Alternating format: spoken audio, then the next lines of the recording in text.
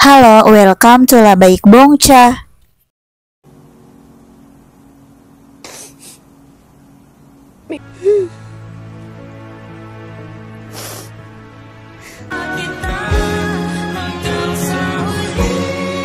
Kay dan Krim menjalani hidup mereka dengan saling bergantung satu sama lain. Sebuah hubungan yang terjalin bukan oleh cinta, tetapi oleh kebutuhan akan tempat berlindung yang saling menguatkan.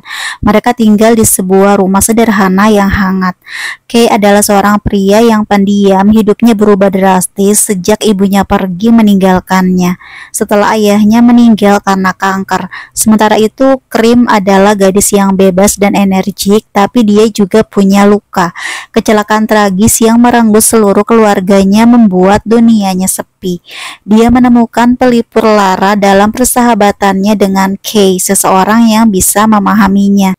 Mereka berbagi cerita tanpa pernah membicarakan ikatan lebih dari itu.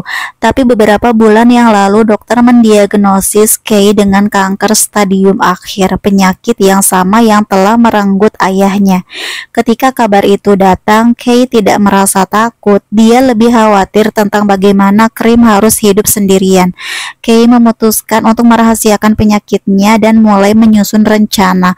Dia mau memastikan Krim memiliki masa depan, dan dia mulai mendorong Krim untuk membuka hatinya kepada orang lain, mencoba meyakinkannya kalau dia pantas mendapatkan seseorang yang sehat dan baik. Kay tidak pernah tahu bahwa rahasianya sudah terbongkar sejak awal. Krim tahu ada yang tidak beres, dan ketika dia menemukan laporan medis Kay yang tersembunyi di tasnya, seluruh dunianya runtuh. Dia memilih untuk berpura-pura tidak tahu, mencoba menghormati keputusan Kay untuk merahasiakannya, meskipun setiap hari terasa seperti bom waktu. Krim berusaha untuk tetap kuat di depan Kay. Dia tersenyum ketika Kay mencoba mendorongnya untuk bertemu orang lain dan memulai hidup baru. Dia menahan air matanya setiap kali melihat Kay melewati hari dengan tubuh semakin lemah. Ketika penyakit Kay semakin memburuk, Krim mulai menunjukkan sisi dirinya yang lebih protektif. Dia mau Kay merasa dicintai bahkan jika Kay tidak pernah mengakuinya. Pada hari terakhir mereka bersama, Kay yang lemah duduk bersandar pada Krim. Nafasnya pendek-pendek dan berat. Krim memegang sebuah HP dan menunjukkan foto mereka berdua yang sedang tersenyum. Kemudian Kay meminta selfie, tetapi matanya mulai kehilangan cahaya. Dan setelah selfie, Kay pun meninggal dunia. Dalam detik-detik terakhirnya, Kay meninggal di pelukan Krim, membawa pergi separuh jiwa Krim bersamanya. Ketika tubuh Kay menjadi dingin, Krim menangis keras. Dia memeluk Kay erat-erat, seolah dengan begitu dia bisa menahannya lebih lama.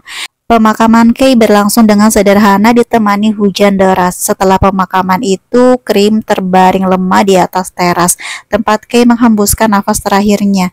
Rasa kehilangan yang mendalam membuatnya jatuh dalam kesedihan yang tidak tertahankan.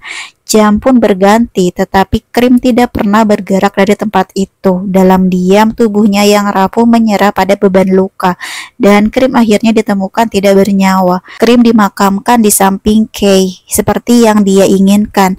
Kini dua jiwa yang pernah bersama dalam kesunyian hidup akhirnya bersatu selamanya dalam keabadian.